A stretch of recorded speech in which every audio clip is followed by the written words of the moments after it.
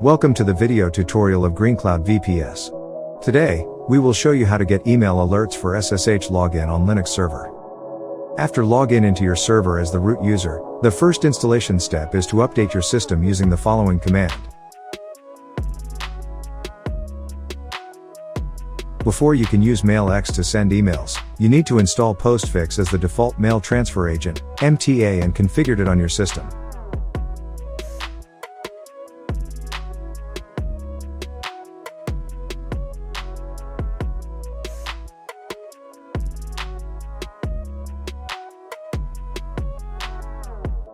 Configure it alert from source global definitions. This will enable root and normal users. Add the following at the bottom of the file.